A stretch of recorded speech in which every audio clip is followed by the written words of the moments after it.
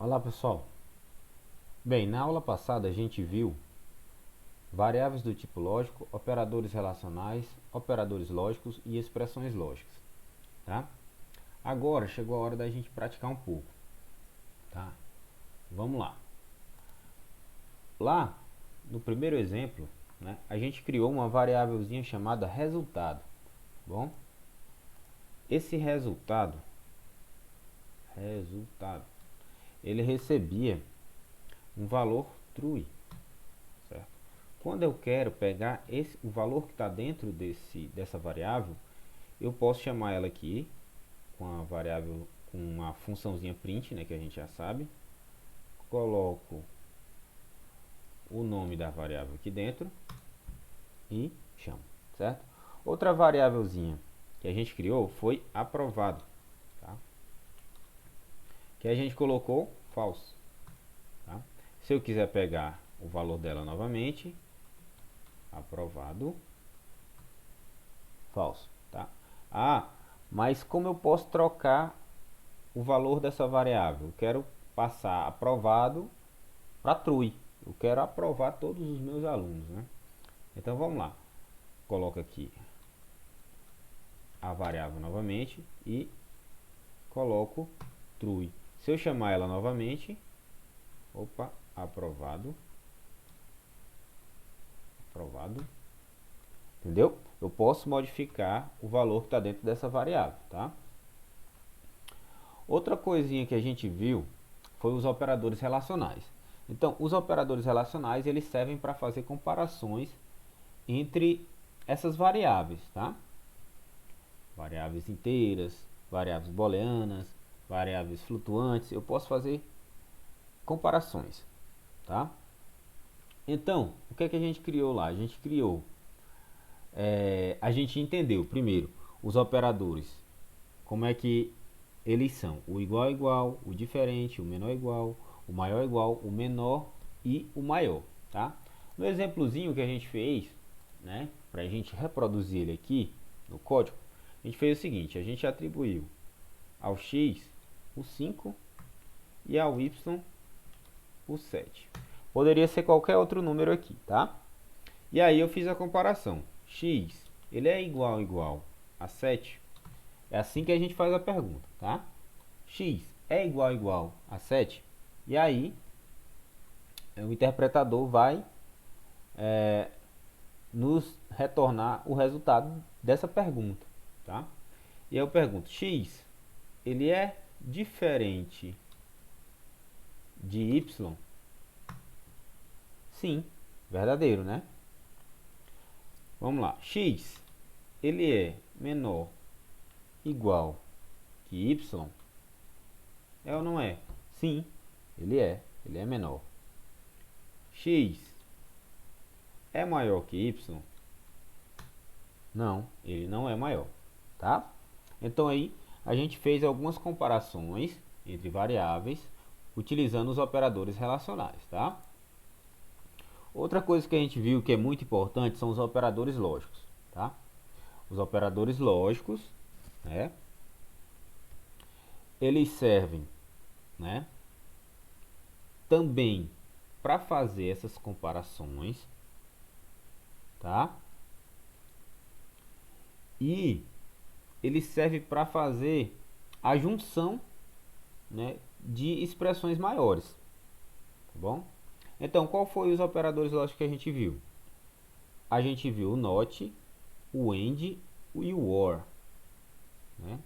O não, o e o ou, respectivamente, negação, conjunção e disjunção, tá? Então, quando eu estou utilizando o operador not, né? Quando eu estou utilizando o operador not, eu estou fazendo uma negação daquele operador. No caso, um operador lógico, dado que esse seja um operador lógico, né? Então, eu fiz lá, eu coloquei premissa. A gente vai fazer um exemplozinho diferente. Premissa 1 igual a true, tá? Premissa, duas variáveis eu criei, igual a false. Se eu negar a premissa 1, certo? Se eu negar ela, eu coloco o not para eu negar ela aqui, ó. Coloco o not na frente. Se eu negar, opa, escrevi errado, né? Premissa com E, tá? Então ele vai me retornar falso, tá bom? Descer aqui um pouco. Se eu negar a premissa 2, print, olha o tracinho, print, premissa 2, vou negar ela, vou colocar o not na frente. Se eu negar, eu vou ter true, tá?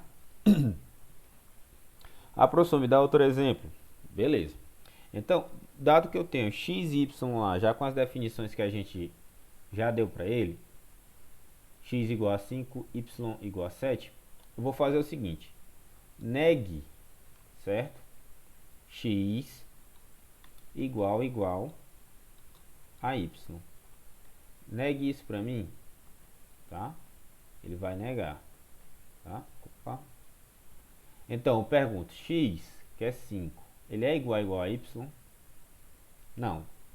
Mas eu vou negar o não. E vai virar o quê? True, tá? Então, fiz uma negação, porque aqui, ó, dessa comparação, né, utilizando os operadores relacionais, eu tive um retorno booleano, né? Eu tive aqui um falso e neguei esse falso. A negação de um falso vira true, tá?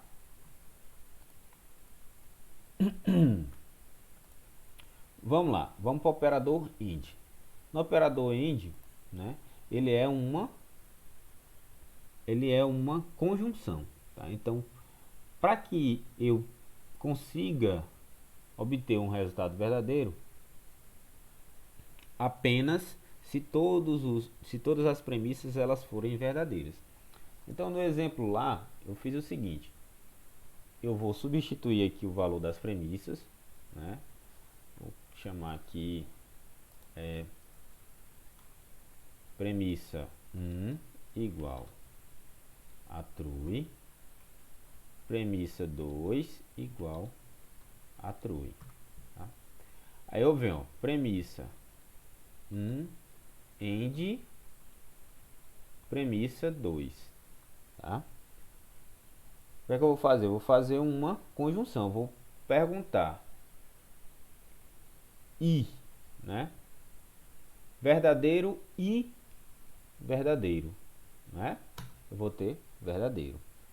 Se a premissa 2 for falso, vou mudar aqui o valor da premissa 2.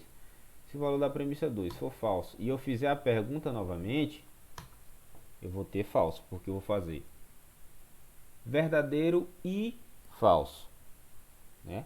Lembrando da tabelinha verdade, eu vou ter um falso, tá? Operador OR, certo?